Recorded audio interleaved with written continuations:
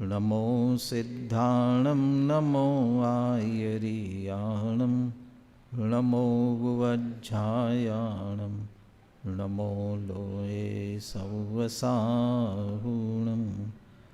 मङ्गलं भगवान् वीरो मङ्गलं गौतमो गणि मङ्गलं कुन्दकुन्दार्यो जैनधर्मोऽस्तु मङ्गलम् सर्वमङ्गलमाङ्गल्यं सर्वकल्याणकारकं प्रधानं सर्वधर्माणां जैनं जयतु शासनं वन्दितु सर्वसिद्धे ध्रुवमचलमणोवमं गदिं पत्ते वोच्छामि समयपावड नमो सुदकेवली भणिदं नमः समय साराय स्वानुभूत्या चकासते चित्स्वभावाय भावाय सर्वभावान्तरच्छिदे अनन्तधर्मणस्तत्त्वं पश्यन्ति प्रत्यगात्मनः अनेकान्तमयी मूर्तिर्नित्यमेव प्रकाशताम्। आचार्य कुंद कुंद देव विरचित समय सार परमागम। दीपावली अवकाश पर जाने से पहले सर्वविशुद्ध ज्ञान अधिकार की 345 से 348 इन गाथाओं पर चर्चा हो गई थी। अब इसके उपसंहार के कलशों पर चर्चा करनी है, इसलिए थोड़ा विषय से जुड़ने के लिए और मेरे सामने चूँकि प्रतिदिन सुनने वालों से उपाध्याय कनिष्ठ वरिष्ठ के छात्र भी बैठे हैं, वो आज ही सुन रहे हैं, फिर भी विषय से जुड़ने का वे भी प्रयास करें। सर्वविशुद्ध ज्ञान, एक तो सर्वविशुद्ध ज्ञान स्वभावी आत्मा, और ऐसे सर्वविशुद्ध ज्ञान स्वभावी आत्मा को स्वीकार करने वाले का प्रकट होने वाला सर्वविशुद्ध ज्ञान, ये दोनों ही अकर्ता है और अभोक्ता है। हमारा मूल द्रव्य स्वभाव न किसी का कर्ता है न किसी का भोक्ता है, और ऐसे स्वभाव को स्वीकार करने पर जिन्हें सर्वविशुद्ध ज्ञान प्रकट हुआ है वे ज्ञानी भी कर्ता और भोक्ता नहीं है। फिर भी यदि कोई कर्ता मानता है, सारा जगत ईश्वर को कर्ता मानता है, और कोई जैन होकर के भी मैं जीवों को बचाता हूँ, मारने वाले मारते हैं, मैं बचाता हूँ, तो बचाने की क्रिया का भी कर्ता अपने आप को मानते हैं, तो वे कर्ता बने।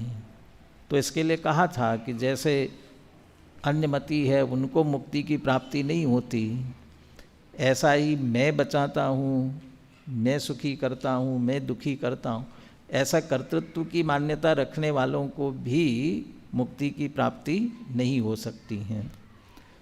चूँकि परद्रव्य के साथ दो द्रव्यों के बीच में परस्पर कोई संबंध होता ही नहीं है। नास्ति सर्वोपि संबंधा परद्रव्य आत्म तत्वयो, निश्चय की दृष्टि से दो द्रव्यों के बीच कोई संबंध नहीं होता। जब कोई संबंध नहीं होता तो कर्ता कर्म और भोक्ता भोग्य संबंध भी नहीं होता। जब इस तरह से अकर्ता और अभोक्ता स्वभाव की बात कराई, ज्ञान कराया, तो कुछ एकांत में आकर के आत्मा को सर्वथा अकर्ता मानने लग गए। तो आत्मा तो करता ही नहीं है। तो जो रागादि विकारी भाव जिसकी भूमिका में जिसके हो रहे हैं वो कौन कर रहा है, उसका कर्ता कौन है। तो यदि कोई ऐसे अकर्ता स्वभाव को सुनकर समझकर एकांत से ऐसा मानने लग जाए कि आत्मा करता ही नहीं, रागादि विकारी भावों का करता आत्मा होता ही नहीं है।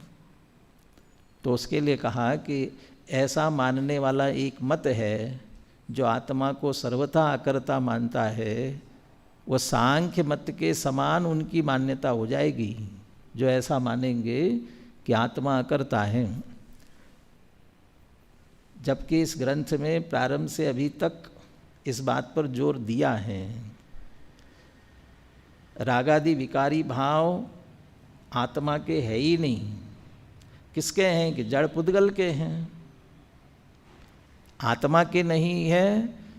इसलिए आत्मा इनका करता भी नहीं और भोगता भी नहीं है। तो कौन करता है? पुद्गल करता होगा, आत्मा तो करता नहीं है। तो ये भेद विज्ञान के लिए, स्वभाव का ज्ञान कराने के लिए निश्चय नहीं कि मुख्यतः से अध्यात्म की दृष्टि से ये चर्चा करते हुए आए हैं। और इस अधिकार की भी प्रारंभ में यही चर्चा की। तो आत्मा तो अकर्ता और अभोक्ता है, सहज ज्ञाता दृष्टा है। तो इसका जब अब एकांत कोई ग्रहण कर ले सर्वथा, तो उसके सामने आप अनेकांत प्रस्तुत कर रहे हैं कि ऐसा आत्मा सर्वथा अकर्ता नहीं है। जब तक वह परद्रव्य को अपना जानता है, मानता है, ऐसा मिथ्यात्व, ऐसा अज्ञान जिसके अंदर है, और इसके कारण से जिसे रागादि विकारी भाव हो रहे हैं, तब तक वह भी उन विकारी भावों का करता है। और जब भेद विज्ञान हो जाएगा और अच्छी तरह से जान लेगा कि मैं तो वास्तव में ज्ञाता दृष्टा ही हूँ, तब वह अकर्ता होगा। स्वभाव से अकर्ता है और अब जानने में, मानने में भी अकर्तापना आएगा। रागादि की उत्पत्ति नहीं होगी क्योंकि स्वभाव को स्वीकार किया है, तो रागादि की उत्पत्ति नहीं होगी, तो उनका कर्ता भी नहीं होगा, तब अकर्ता होगा। लेकिन जब तक भेद विज्ञान नहीं है, जब तक अज्ञान है और उस अज्ञान की दशा में विकार हो रहे हैं, तब विकार का कर्ता आत्मा है। इस बात को भी स्वीकार करना चाहिए। यदि ये बात स्वीकार नहीं करते हैं तो सर्वथा नित्य अकर्ता ऐसा मानने वाले सांख्य मत का प्रसंग आता है। उसके बाद नित्य मानने में दोष आता है, तो अनित्य सर्वथा मानने वाला एक पक्ष खड़ा हुआ और उसने कहा कि जो करता है वो भोगता होता है कि नहीं होता है, जो करे वो भोगे कि न भोगे, इसके संदर्भ में क्या स्थिति है, इसी की चर्चा अभी यहाँ चल रही है। वो सर्वथा नित्य अकर्ता मानने वाले सांख्य मत के निराकरण की बात थी। अब सर्वथा अनित्य क्षणिक मानने वाले वैसे बौद्ध मत का निराकरण नहीं करने जा रहे हैं। ऐसी मान्यता वाले अपने में कोई हो, वो उनके समान मान्यता वाले शिष्यों का निराकरण कर रहे कि उनके लिए भाई ऐसा मानोगे तो तुम्हारी मान्यता उनके जैसी हो जाएगी, वो एकांत की मान्यता होगी। और इसलिए हमारा वस्तु का स्वरूप और उस वस्तु का स्वरूप का निरूपण करने वाली जिनेंद्र भगवान की वाणी, वह स्याद्वाद रूप है, वह अनेकांत रूप है, वह अनेकांतात्मक वस्तु को स्पष्ट करती है। इसलिए अनेकांतात्मक वस्तु को ही हमें स्वीकार करना चाहिए। थोड़ा हम इस विषय, चूँकि हमें इसके उपसंहार के कलश पढ़ने हैं, 2 कलशों पर चर्चा करेंगे, इसलिए थोड़ा धैर्य बना के रखना। 208 और 209 2 कलश करेंगे, है ना, पूरा समय लेते हुए। विषय से जुड़ने के लिए हम 206, 207 कलश और 345 से 348 गाथा, इनका पाठ करेंगे हिंदी पद्यानुवाद का, तो भाव बहुत कुछ समझ में आ जाएगा। माइक है वहाँ पर? हाँ,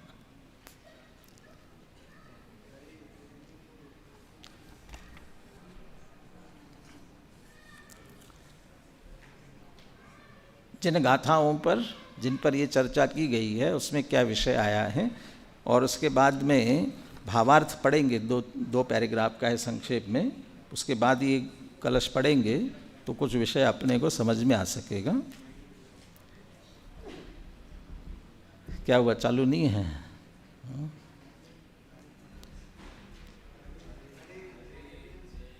अभी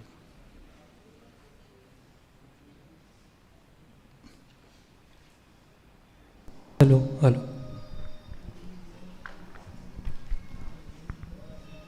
मूल ग्रंथ में देखेंगे तो 474 पेज पर है, और अनुशीलन देख रहे तो अनुशीलन में थोड़ा आगे पीछे निकालना पड़ेगा आपको। अरे जैन होकर नीचे भी नीचे 206, जो करता वह नहीं भोगता। जो करता वह नहीं भोगता इस जगती में, ऐसा कहते कोई आत्मा क्षणिक मान कर, नित्य रूप से सदा प्रकाशित स्वयं आत्मा, मानो उनका मोह निवारण स्वयं कर रहा। वृत्तिमान हो नष्ट वृत्त्यंशों के भेद से, करता भोक्ता भिन्न इस भय से मानो नहीं। यह आत्मा हो नष्ट कुछ पर्याय से कुछ से नहीं, जो भोगता वह करे अथवा अन्य यह एकांत ना। यह आत्मा हो नष्ट कुछ पर्याय से कुछ से नहीं, जो करे भोगे वही अथवा अन्य यह एकांत ना। जो करे भोगे नहीं वह सिद्धांत यह जिस जीव का, वह जीव ही मिथ्या दृष्टि आर्हत मत विरोधी जानना। कोई करे कोई भरे यह मान्यता जिस जीव की, वह जीव मिथ्या दृष्टि आर्हत मत विरोधी जानना। प्रश्न पूछे यदि आपसे, क्या जो करता है वही भोगता है, ऐसा हम एकांत से कह सकते हैं? और दूसरा प्रश्न, जो करता है वह नहीं भोगता, क्या ऐसा हम एकांत से कह सकते हैं? एकांत शब्द लगा दिया उसके साथ में। और यहाँ ऐसा कहा, जो ऐसा एकांत से मानता है वह आर्हत मत विरोधी और मिथ्या दृष्टि समझना। क्यों? क्योंकि दो नयाश्रित कथन होता है। वस्तु स्वरूप दो नयाश्रित है, दोनों पक्ष वस्तु में है, एक साथ है, इसलिए दोनों दृष्टि से किया गया कथन यथार्थ होता है, एक दृष्टि से किया गया कथन यथार्थ नहीं होता। जो करे वही भोगे, यदि एकांत हो तो किसी ने मनुष्य भाव में बहुत पाप किए और मनुष्य भाव तो खत्म हो गया, जो करे वही भोगे। और उसके बाद में वह कहाँ जाएगा? जब पाप बहुत किए तो कहाँ जाएगा? नरक में जाएगा, तो नरक गया। अब कहे कि नहीं नहीं, वो तो मनुष्य ने पाप किए थे, अब तो ये नारकी है, वो भोगेगा कि नहीं भोगेगा? जो करे वही भोगे। यदि ऐसा एकांत करोगे तो करने वाला तो मनुष्य था, भोगने वाला नारकी क्यों भोगे? कि ऐसा एकांत नहीं है। कर्ता मनुष्य भाव में है, करने वाली पर्याय अलग है, भोगने वाली पर्याय अलग है। ये पर्याय आर्थिक नहीं की अपेक्षा, तो दोनों अलग, इसलिए ऐसा एकांत नहीं कह सकते।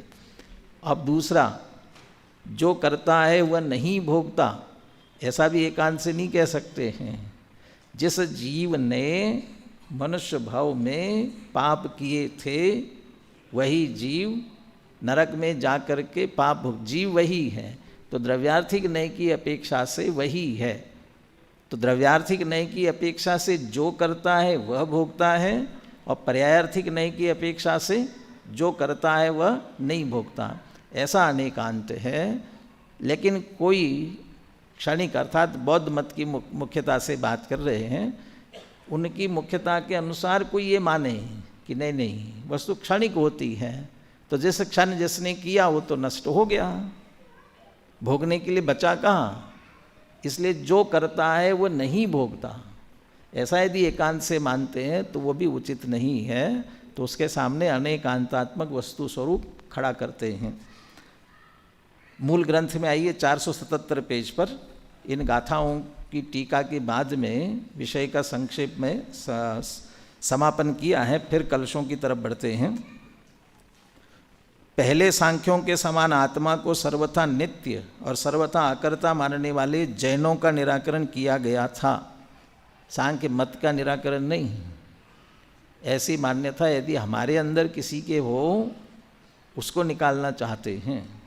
कोई परमत के खंडन मंडन में नहीं जाना चाहते हैं।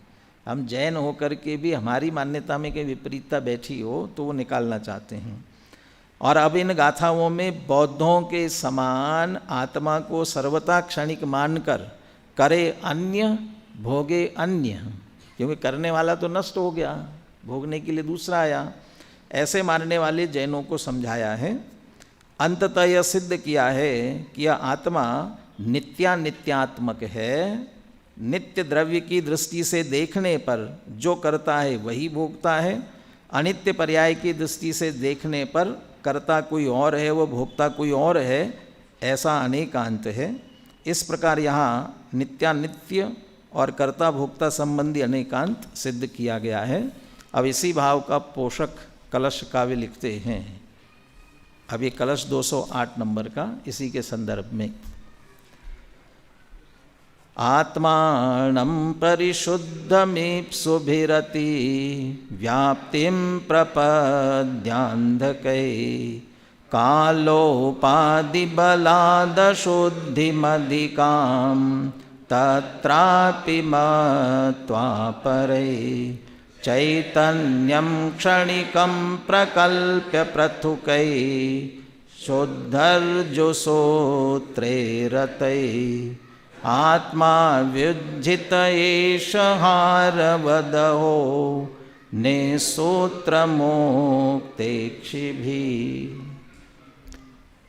बिल्कुल आत्मा को शुद्ध जानना और शुद्ध मानना चाहते हैं, ऐसा शुद्ध कि जिसमें कोई उपाधि नहीं लगे, और कोई भी उपाधि लगे तो अशुद्ध हो जाएगा। मोह राग द्वेष ये जितने भाव है ये सब औदयिक भाव हैं, कर्म के उदय से होते हैं ना। हम मनुष्य है, शरीर है, ये सब आयु कर्म के उदय से, नाम कर्म के उदय से, ये भी सब औदयिक, ये उदय की उपाधि लगी हैं। अभी जितना हम क्षोभक्षम ज्ञान वाले हैं, हम समझते हैं बुद्धिमान है, कम बुद्धि है, ये सब उपाधि, ऐसी उपाधि, ऐसे सारी अनेक प्रकार की उपाधि, इन सारी उपाधियों सहित मानेंगे तो आत्मा तो शुद्ध हो जाएगा। ये उपाधि तो छोड़ो, कोई भी उपाधि लगेगी तो अशुद्ध हो जाएगा। काल की उपाधि भी लगी तो अशुद्ध हो जाएगा। काल की उपाधि कैसे लगेगी? आत्मा कैसा है? नित्य है। कैसे नित्य बताओ, कैसे नित्य होता है? कैसे नित्य माने कैसा होता है? भूतकाल में था, वर्तमान में है और भविष्य में रहेगा। और एक शब्द में कहेंगे तो हम क्या कहेंगे, कैसा आत्मा? त्रिकाल है। तो आत्मा को त्रिकाल कहा ना, तो त्रिकाल कहोगे तो काल की उपाधि लगेगी, और काल की उपाधि लगाई तो अशुद्ध हो गया। हम तो आत्मा को शुद्ध देखना चाहते हैं। ऐसा कहने वालों को आचार्य बहुत कठोर शब्दों में कह रहे हैं। दो शब्दों का प्रयोग किया। पहली पंक्ति में अंतिम शब्द है, कौन से शब्द अंत में? अंधकई, अंधे हैं। और तीसरी पंक्ति में है पृथुकई। अब पृथुकई का अर्थ किया बालिश है, बच्चों जैसी बात कर रहे हैं, और सीधा सीधा कहना चाहते हैं मूर्ख हैं। पृथुकई, अंधकई। लेकिन अभी अपन ने पढ़ा था ये किनको कह रहे हैं? ऐसी मान्यता रखने वाले जैनों को। तो अपने में अपने भी कोई गलती करते हैं तो कभी कभी कहते हैं प्यार से ही कह देते हैं, अरे गधे हो, गलती कर रहा हो तो।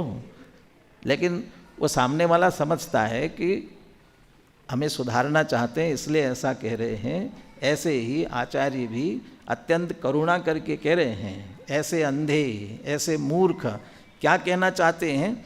आत्मानम परिशुद्धम अभिप्सु भी, आत्मा को परिशुद्ध चाहने वाले अभिप्सु भी, अतिव्याप्तिम प्रपद्य, अतिव्याप्ति को प्राप्त होकर के, अतिव्याप्ति को प्राप्त होकर के का मतलब वो मान रहे हैं आत्मा है तो नित्य।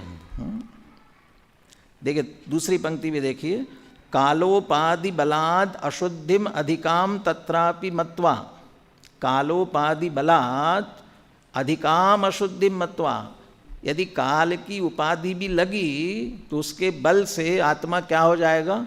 अधिक अशुद्ध हो जाएगा, बहुत अशुद्ध हो जाएगा। इति मत्वा, ऐसा मान करके, परई, कोई विपरीत मान्यता वाले ऐसे पर है, चैतन्यम क्षणिकम प्रकल्प्य, चैतन्य को क्या माना? क्षणिक माना, क्षणिकम प्रकल्प्य, क्षणिक मान लिया, वह क्षणिक ही है, क्षण मात्र ही रहता है। यदि आपको उसे नित्य कहना होगा तो त्रिकाल कहना पड़ेगा, और त्रिकाल कहने में काल की उपाधि आ जाएगी। काल की उपाधि लगी माने अशुद्ध हो गया। हम उसे शुद्ध देखना चाहते हैं, इसलिए हम तो उसे क्षणिकम प्रकल्प, क्षणिक ही माना। ऐसा जो मानने वाले हैं उनसे क्या, और वे कहते हैं क्षणिक मानने वाले, यदि आपने त्रिकाल माना तो उसमें अतिव्याप्ति दोष आया। क्यों अतिव्याप्ति आया? कि क्षणिक है और आपने त्रिकाल मान लिया, उसे अधिक मान लिया। तो आप जो आत्मा का लक्षण क्षणिक ही होना चाहिए वो अधिक में मान लिया, तो उसमें भी आत्मापना चला गया, इसलिए अतिव्याप्ति हो गई। तो हम अतिव्याप्ति नहीं करना चाहते, मात्र उसी क्षण, क्षणिकम प्रकल्प्य। और ऐसे मानने वाले नयों में से कौन से नए का पक्ष लेने वाले? एकांत से ही, शुद्ध ऋजुसूत्र रते ही, शुद्ध ऋजुसूत्र। और ऋजुसूत्र ने क्या कहता है? ऋजुसूत्र ने, और उसमें भी शुद्ध ऋजुसूत्र ले रहे हैं। अभी वर्तमान में हर सब मनुष्य है, कौन से नए से? इनमें से नए से लिया जाए तो ऋजुसूत्र नए से कह सकते हैं, क्यों? मनुष्य भाव में है, मनुष्य आयु का उदय चल रहा है, इसलिए ऋजुसूत्र नहीं कह सकते हैं। लेकिन जब शुद्ध ऋजुसूत्र आता है ना, वो बिल्कुल एक समय की पर्याय को पकड़ता है। तो वो शुद्ध ऋजुसूत्र नए की अपेक्षा एक क्षण मात्र जो आत्मा है वही आत्मा है, ऐसी कल्पना करके, और ऐसी कल्पना करने वाले वो आत्मा को शुद्ध जानने की अपेक्षा से, क्योंकि उपाधि भी लगी तो अशुद्ध हो जाएगा, इसलिए ऐसा मान करके, ऐसे वे अंधे पृथु कई कह कर, ऐसे बालिश बच्चों जैसी बात, ऐसी वस्तु होती नहीं है, और ऐसी वस्तु की चर्चा कर रहे हैं, और वे शुद्ध ऋजुसूत्र नए को पकड़कर ऐसा कहना चाहते हैं। उनके लिए कहना चाहते हैं अंतिम पंक्ति में, आत्मा उज्जित एषः, उन्होंने आत्मा का नाश कर दिया, आत्मा नष्ट कर दिया। आत्मा नष्ट होता नहीं है, उनकी मान्यता में आत्मा को जाना नहीं ना, आत्मा पहचाना नहीं, आत्मा उनकी पकड़ में नहीं आएगा। उदाहरण दिया, हार वदहो निःसूत्र मुक्तेक्षिवी, अकेले मुक्तेक्षी जो शब्द दिया है, मुक्त माने मोतियों को चाहने वाला, मोतियों को देखने वाला। ईक्ष शब्द देखने के अर्थ में, मात्र मोतियों को देख रहा है। और कैसे मोतियों को देख रहा है? कि निःसूत्रम, निःसूत्र माने धागे के बिना, तो बिना धागे के अकेले मोतियों को देख रहा है। और देख रहा है का मतलब अकेले मोतियों को मान रहा है, मोती है अकेला, तो मोती है अकेले, और मोती ही देख रहा है, और मोती ही पकड़ रहा है, और धागा नहीं है, तो हार मिलेगा क्या उसको? तो हार उज्जित, उसने हार का नाश कर दिया, हार उसे मिलने वाला नहीं है। हार कब मिलेगा? जब मोतियों में पिरोया हुआ धागा होगा, माने धागे सहित मोती होंगे, मोतियों में पिराया हुआ धागा होगा, तो उसे माला मिलेगी। और अकेले एक एक मोती लेना चाहेगा, देखना चाहेगा और पिरोया हुआ धागा नहीं देखना चाहता है तो हार का नाश कर दिया, मैंने हार उसे नहीं मिलने वाला। ऐसा ही क्षणिक मात्र आत्मा को मानेगा और आत्मा की वो जो नित्यता है, उसमें ध्रुव द्रव्य बराबर विद्यमान है, उसे जो स्वीकार नहीं करेगा वह आत्मा वुज्जित एषः, उसने क्या कर दिया? आत्मा का नाश कर दिया। तो सीधा तात्पर्य है कि वास्तव में आत्मा क्षणिक नहीं है। तो क्षणिक यदि मानते हैं तो अकेले मोती देखने वाला हार को प्राप्त नहीं कर सकता, ऐसा क्षणिक मानने वाला आत्मा को प्राप्त नहीं कर सकता, उन्हें आत्मा प्राप्त नहीं हो सकेगा। भाई इतनी सी बात इस कलश में कहने जा रहे हैं। मैं श्लोकार्थ पढ़ता हूँ, फिर अपन पुनः इसे दोहराएंगे एक बार, फिर जो अपन विशेष चर्चा भी पढ़ लेते हैं, इससे फिर अपन दोहराएंगे तो भाव अपने ख्याल में आ जाएगा पूरा। आत्मा को संपूर्णतया शुद्ध चाहने वाले किन्हीं अंधों ने, अज्ञानियों ने काल की उपाधि के कारण भी आत्मा में अधिक अशुद्धि मानकर अतिव्याप्ति को प्राप्त होकर शुद्ध रजसूत्र नय में रत होते हुए चैतन्य को क्षणिक कल्पित करके इस आत्मा को उसी प्रकार छोड़ दिया कि जिस प्रकार हार के डोरे को न देखकर मात्र मोतियों को देखने वाले हार को छोड़ देते हैं, माने उन्हें हार की प्राप्ति नहीं होती है। यदि भाव ख्याल में नहीं आया हो अब पढ़ना भावार्थ में। जिस प्रकार डोरे में सुव्यवस्थित क्रम से अवस्थित मोतियों को ही हार कहा जाता है। एक एक शब्द पे ध्यान देने की बात है। डोरे में सुव्यवस्थित क्रम से अवस्थित मोती, सुव्यवस्थित क्रम से, उसमें क्रमबद्ध पर्याय पूरी आ गई। सुव्यवस्थित क्रम से अवस्थित मोती उसे हार कहा जाता है। उसी प्रकार नित्य ध्रुवांश में क्रम से अवस्थित अनित्य पर्यायों को ही द्रव्य कहते हैं। आत्मा भी द्रव्य है, इसलिए वह भी नित्य द्रव्य गुण और अनित्य पर्यायों के समुदाय रूप ही है। द्रव्य का क्या लक्षण है? द्रव्य किसे कहते हैं? सद्रव्य लक्षणम। और दूसरा लक्षण क्या है? अरे उत्पाद्य द्रव्य तो सत का लक्षण है।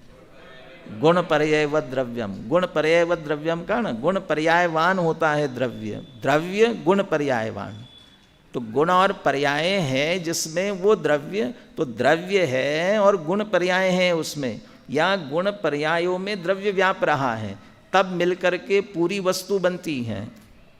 मोती है और उसमें धागा पिरोया हुआ है तो हार बनता है। न अकेले मोतियों से हार बनता है, न अकेले धागे से हार बनता है। धागा सहित मोती, धागा सहित मोती, और मोती भी कैसे होना चाहिए?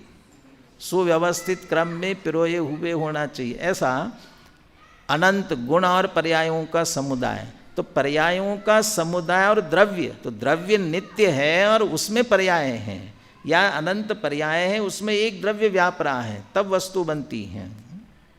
जिस प्रकार डोरे की उपेक्षा करके मोतियों पर दृष्टि केंद्रित करने वाले हार को प्राप्त नहीं कर सकते, उसी प्रकार नित्यता की उपेक्षा करने वाले लोग भी क्षणिक पर्यायों में मुग्ध होकर आत्म वस्तु को प्राप्त नहीं कर सकते। पर अकेला सीधा उसी को पकड़ना चाहें। राजा सनकी होते हैं ना, बहुत सारे राजा। तो एक बार राजा को ऐसी सनक छूटी, उसने कहा मुझे बहुत बढ़िया घोड़ा चाहिए। तो अच्छा बहुत बढ़िया घोड़ा, ठीक है ले आएंगे, लेकिन कैसा होना चाहिए घोड़ा? कौन सी जाति का चाहिए? अलग अलग जातियों के होते हैं ना, ये कौन सी नस्ल का, कौन सी जाति का? ये कोई जाति नहीं होना चाहिए। कौन से रंग का चाहिए, कौन से वर्ण का चाहिए? कोई वर्ण नहीं होना चाहिए, और घोड़ा चाहिए। अब बिरबल जैसा कोई समझदार था, उसने मैं लाता हूँ लेकिन बहुत पैसा लगेगा।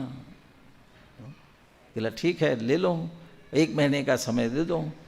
तो 1 महीना समय लेकर के और घूम घाम के पूरा पैसा खर्च करके आ गया आराम से। आने के बाद कहा कि साहब आपका घोड़ा आ गया है। कि कहाँ है तो बाहर, लेकिन वो उस दिन देखा जाएगा कि जिस दिन कोई तिथि नहीं हो, कोई वार नहीं हो, उस दिन देखा जा सकता है। कि ऐसा कैसे हो सकता है, कोई तिथि नहीं वार नहीं, ऐसा दिन कैसे हो सकता है? जब बिना तिथि बिना वार के कोई दिन नहीं हो सकता, तो फिर बिना नस्ल और बिना वर्ण का घोड़ा कैसे हो सकता है? तो कोई घोड़ा होगा, कोई नस्ल कोई वर्ण तो होगा। और कोई ऐसा उल्टा कहे, इसके उल्टा, अभी तो ये अपन ने उसको पकड़ा, समझ लो कोई पर्याय लेनी जा रहे हो तो द्रव्य होना ही चाहिए। अगले अंगूठी लाओ, किसी ने कहा अंगूठी लाओ, किसकी चाहिए? सोने की, तांबे की, लोहे की, किसकी चाहिए? किसी की नहीं होना चाहिए। तो ऐसा कैसे होगा? अकेले अंगूठी देखना चाहे और उसका आधार रूप द्रव्य ना हो तो कैसे हो सकेगा?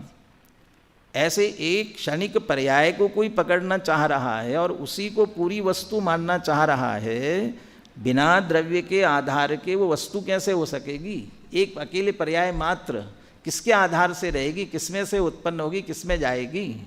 इसलिए वो क्षणिक मानने वाले वो कह रहे हैं आत्म वस्तु को प्राप्त नहीं कर सकते। कुछ लोगों का ऐसा कहना है कि नित्यता में काल भेद पड़ने से अशुद्धि आ जाती है। भूतकाल, वर्तमान काल, भविष्य काल, काल भेद पड़ गया ना, इसलिए अशुद्धि आ जाती है।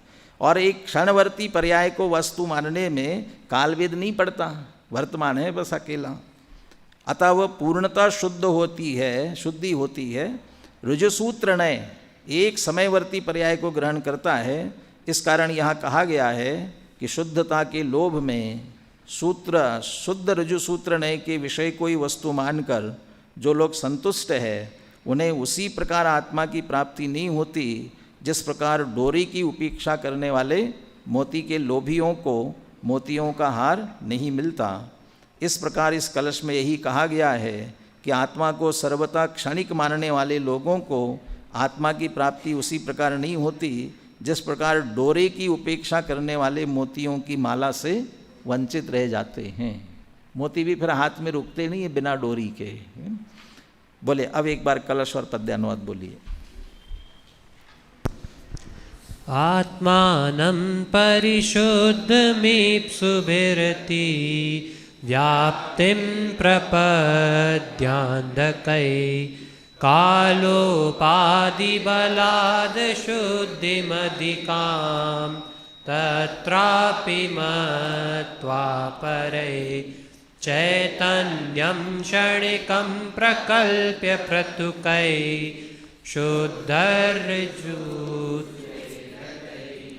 रात्मा व्युज्जित एष हारवदहो निःसूत्र मुक्तेश भी।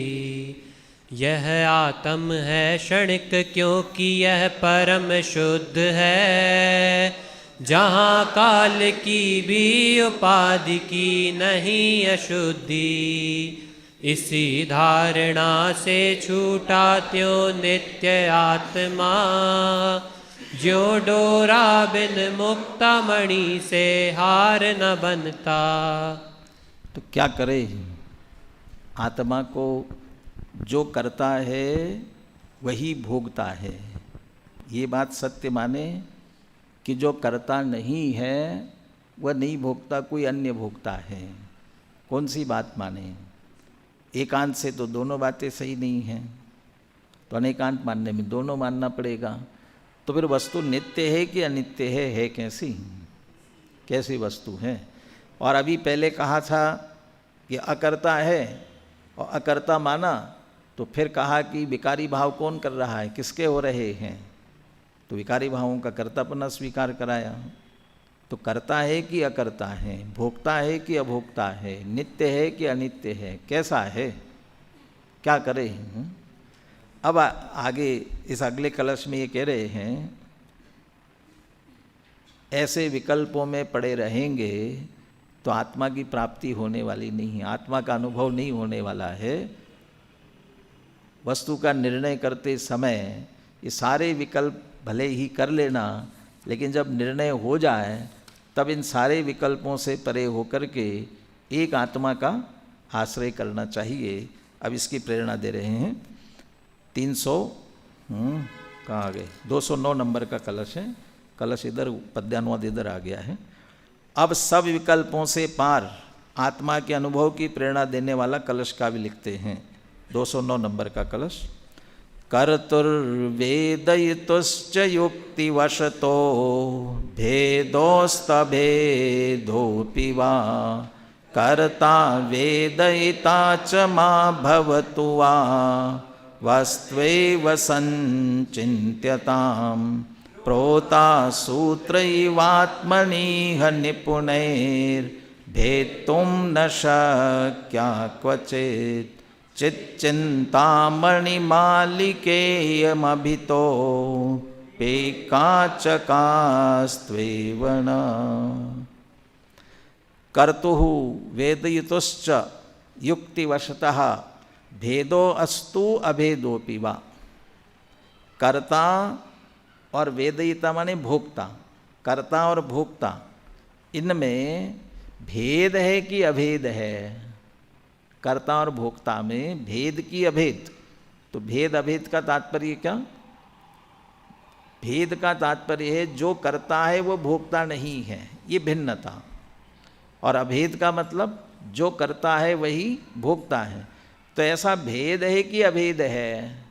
कहते युक्तिवशतः, युक्ति माने प्रमाण नयात्मक युक्ति, नय की अपेक्षा भेद भी हो और अभेद भी हो। द्रव्यार्थिक नय की अपेक्षा से अभेद है। जो द्रव्य जिसने किया उसी द्रव्य को भोगना पड़ेगा, उसी जीव को भोगना पड़ेगा। और पर्यायार्थिक नय की अपेक्षा किया किसी पर्याय में और भोगा किसी पर्याय में, इस अपेक्षा से भेद भी है। तो ऐसा भेद होवे। कर्ता वेदयिता च मा भवतु वा, या तो एक भेद अभेद से है, कर्ता नहीं है, या कह रहे कर्ता भोक्ता न हो। न हो का मतलब वह परम शुद्ध निश्चय नहीं की अपेक्षा। मूल द्रव्य स्वभाव जो है न कर्ता होता है न भोक्ता होता है। जो भी कर्ता भोक्तापना होना होता है पर्याय में होता है। तो मूल द्रव्य स्वभाव को देखा जाए न करता है न भोगता है, तो न होवे। ये सब इन विकल्पों में न पड़ते हुए वस्तु एव चिंतिताम, मूल वस्तु का ही विचार करो। मूल वस्तु जैसी है उसका चिंतन करो। माने निर्णय करते समय भले ही ये विकल्प खड़े कर लो, लेकिन उसके बाद में जैसी वस्तु है मूल वस्तु स्वरूप का ही चिंतन करो। प्रोता सूत्र इव आत्मनीह निपुणैर भेतुम न शक्या क्वचित। यदि धागा पिरोया गया हो, जिन मोतियों में धागा पिरोया गया हो, तो फिर उसे तोड़ना, हार बन गया अच्छी तरह से, तब हार बन गया तो तोड़ना शक्य नहीं है। उसी तरह चित चिंतामणि मालिकेयम अभितपि, ऐसे ही चैतन्य रूपी चिंतामणि मालिका, माला, चैतन्य रूपी मणि जिसमें लगे हुए हैं, अनंत गुणों की मणि जिसमें पिरोई हुई है, और इसमें एक चैतन्य द्रव्य पिरोया हुआ है। ऐसा ही द्रव्य है, इसे भी भेदने के लिए कोई समर्थ नहीं है। माने अनंत गुण और पर्याय भी है और एक चैतन्य रूप द्रव्य भी उसमें पिरोया, उस द्रव्य भी है। तो द्रव्य गुण पर्यायात्मक वस्तु है, ऐसा ही वस्तु का स्वरूप है। इसका खंडन करने के लिए भी कोई समर्थ नहीं है और उस द्रव्य को भेदने के लिए भी कोई समर्थ नहीं है। और वह अनभिन्न भेदों में न जाते हुए एका चकास्तुवेव नः, वह एक आत्मा ही हमारे लिए प्रकाशित होवे, अभेद अखंड आत्मा ही हमारी दृष्टि में आवे। जानते समय हमने भेद कर लिए थे, अब हम भेदों में उसमें उलझना नहीं है। अभी मैं इसमें चर्चा नहीं करता हूँ उदाहरण की, स्वयं ही उदाहरण बनारसी दास जी देने वाले, बनारस दास जी के छंद भी अपन पढ़ेंगे, उसमें स्वयं ही उदाहरण आने वाला है, इसलिए मैं उदाहरण नहीं देता हूँ, सीधा अपन इसका अर्थ पढ़ते हैं। अर्थ इस अगले पेज पर है। कर्ता और भोक्ता का युक्तिवश से भेद हो या अभेद, अथवा कर्ता भोक्ता दोनों ही न हो। इसका अर्थ क्या है? कर्ता भोक्ता युक्तिवश से भेद हो अभेद हो, इसका अर्थ है द्रव्यार्थिक ने पर्यायार्थिक ने, इनकी अपेक्षा से वही कर्ता वही भोक्ता या वही कर्ता नहीं भोक्ता नहीं ऐसा भी हो। और कर्ता भोक्ता दोनों ही न हो का अर्थ अकर्ता और भोक्ता शुद्ध द्रव्यार्थिक नहीं की अपेक्षा। जो भी हो, तुम तो एक वस्तु का ही अनुभव करो, ये निर्णय कर लिया, अब छोड़ो, अब एक अभेद अखंड वस्तु का अनुभव करो। जिस प्रकार व्यक्तियों द्वारा डोरे में पिरोई गई मणियों की माला भेदी नहीं जा सकती, उसी प्रकार आत्मा में पिरोई गई चैतन्य रूप चिंतामणि की माला भी कभी किसी से भेदी नहीं जा सकती। ऐसी आत्मा रूपी माला एक ही हमें संपूर्ण प्रकाशमान हो, अभेद अखंड आत्मा हमको प्राप्त हुए, हमें उसी का अनुभव होवे। बोलिए कलश और पद्यानुवाद बोलिए। कर्तुर्वेदयतुश्च युक्तिवशतो भेदो स्वभेदोऽपि वा कर्ता वेदयता च मा भवतु वा वस्त्वेव संचिन्त्यतां प्रोता सूत्र एवात्मनि हरिपुणैर्भेत्तुं न शक्या क्वचित् चिच्चिन्तामणिमालिकेयमभितो पेक्काचकास्त्वेव न कर्ता भोक्ता में अभेद हो युक्ति वश से भले भेद हो अथवा दोनों ही ना होवे ज्यों मणियों की माला भेदी नहीं जा सके त्यों अभेद आत्म का अनुभव हमें सदा हो। बहुत अधिक तर्क वितर्क में जा रहे थे तो अमृतचंद्राचार्य को लगा कि कहाँ अभी तर्क वितर्क में उलझे हैं, एक अभेद अखंड आत्मा का अनुभव ही करने योग्य है, इसलिए उसकी प्रेरणा पर लेकर के आए। चित चिंतामणि मालिकेयम अभितो पेका चकास्तु एव नः, हमारे लिए तो एक चैतन्य चिंतामणि की मालिका वाला एक आत्मा ही प्राप्त हो गई। अब ये अनुशीलन निकाल लीजिए और अनुशीलन में पेज नंबर 338। कौन मेरे पास कौन था, उससे कहा था मैंने सबको देना, हाँ दिया कि नहीं सबको? हाँ चले अब आपस में देख लीजिए एक दूसरे। हाँ 338 पेज पर अभी जो दृष्टांत की बात कर रहा हूँ वो अगले छंद में है।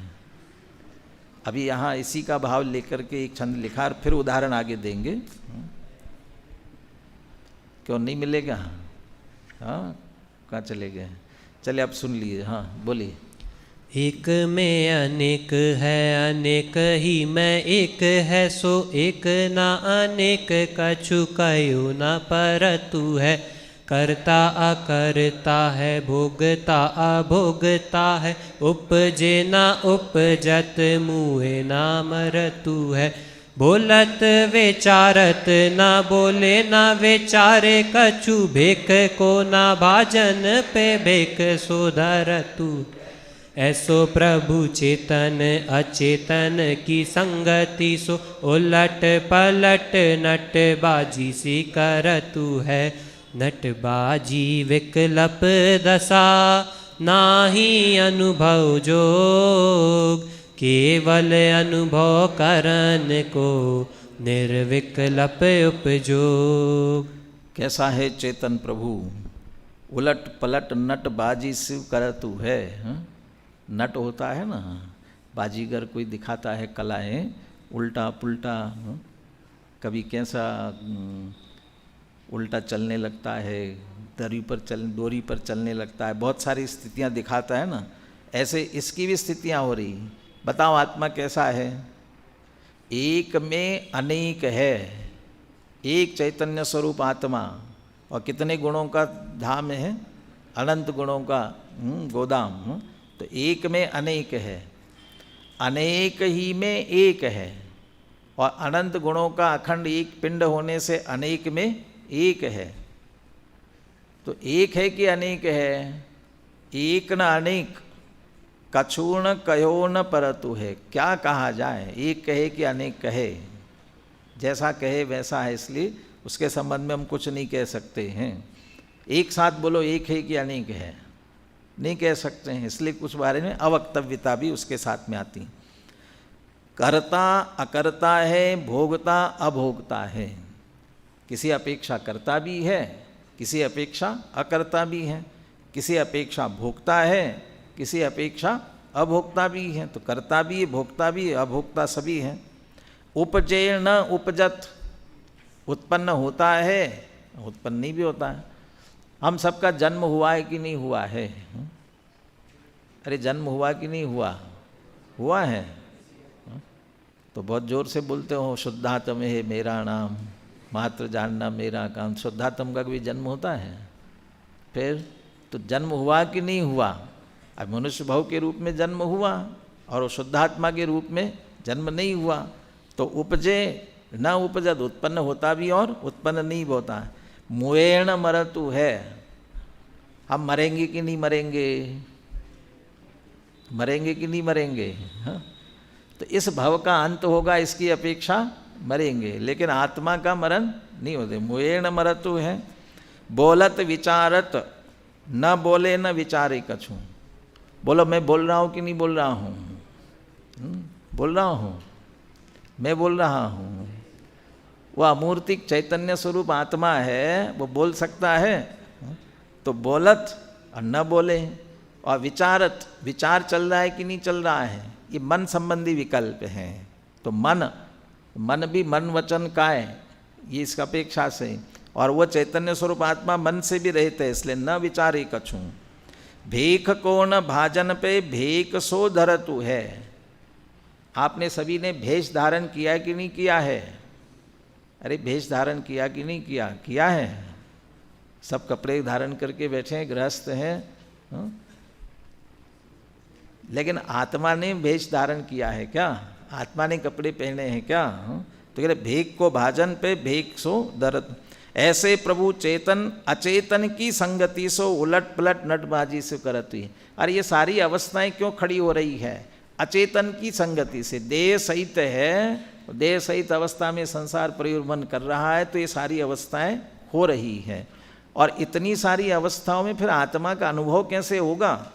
नटबाजी विकल्प दशा ना ही अनुभव जोग। और ये सारे विकल्पों की दशा नट जैसी, ये अनुभव करने योग्य नहीं है। केवल अनुभव करण को निर्विकल्प उपजो।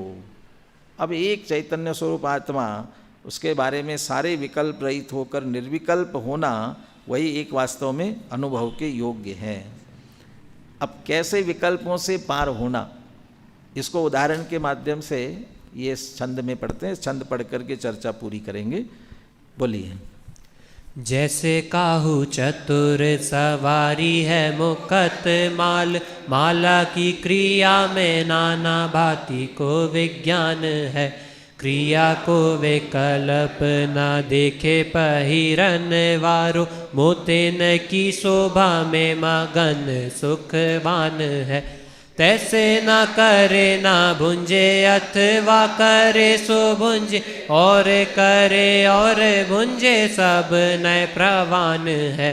यद्यपि तथापि विकल्प विधि त्याग जोग, निर्विकल्प अनुभव अमृत पान है। उदाहरण में यहाँ दो व्यक्ति खड़े किए, लेकिन सिद्धांत में एक को लेना है। तो उदाहरण में भी एक को लगाना हो तो एक को लगा देना। क्या कह रहे हैं? जैसे कोई माला बनाने वाला बहुत सुंदर कारीगर है, तो क्या करता है? जैसे काहूँ चतुर संवारी है मुकत माल, मोतियों की माला उसने बनाई है और उसमें बनाने में बहुत चतुर है। माला की क्रिया में नाना भांति को विज्ञान है।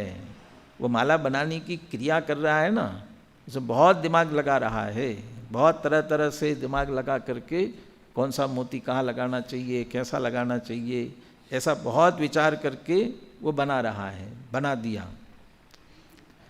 अब पहरण वारो, जिसने पहना है, वो क्या कर रहा है?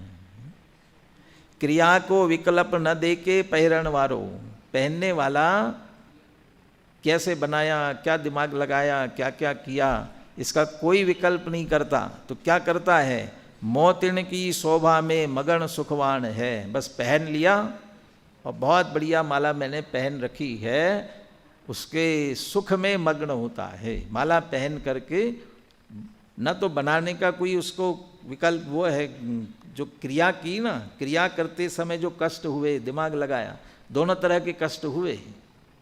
एक बौद्धिक कष्ट भी किया उसने और शारीरिक कष्ट भी किया, क्रिया और बुद्धि दोनों लगाई। और पहनने वाला न कोई क्रिया का विकल्प है न कोई बौद्धिक विकल्प है, बस मोतियों की शोभा में मग्न होकर के उसका आनंद लेता है।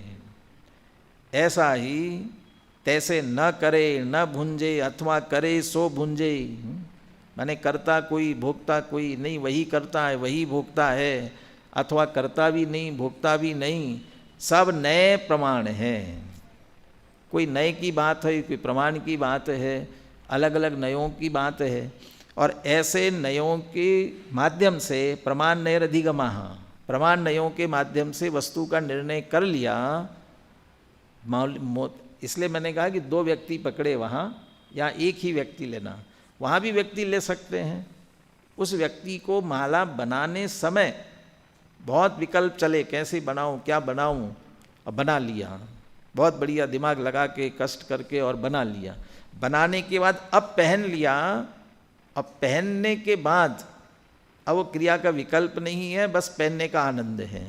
ऐसे ही वस्तु स्वरूप का निर्णय करते समय किस नए से आत्मा कैसा, प्रमाण से कैसा, ये सब समझ लिया, ये सारे विकल्प चलते रहे, लेकिन अब समझ में आया है तब यद्यपि तथा विकल्प विधि त्याग जोग, भले ही निर्णय करते समय सारे विकल्प थे, लेकिन अब ये त्यागने योग है, निर्विकल्प अनुभव अमृतपान है।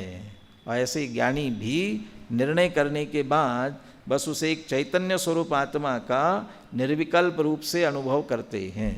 जैसे मोतियों की माला पहनने वाला बनाने के विकल्पों से परे होकर के उसका आनंद लेता है, ऐसा ही निर्णय होने के बाद एक अभेद अखंड आत्मा का निर्विकल्प रूप से हमें अनुभव करना चाहिए। अभी पुनः इसी संदर्भ में चर्चा आगे बढ़ाएंगे कि ये फिर भी कर्ता भोक्ता एक होता है कि भिन्न भिन्न होता है, और फिर नए लगाएंगे। व्यवहार से अलग अलग होते हैं, निश्चय से वास्तव में एक ही वही कर्ता और वही भोक्ता होता है। इस संदर्भ में आगे और चर्चा करेंगे।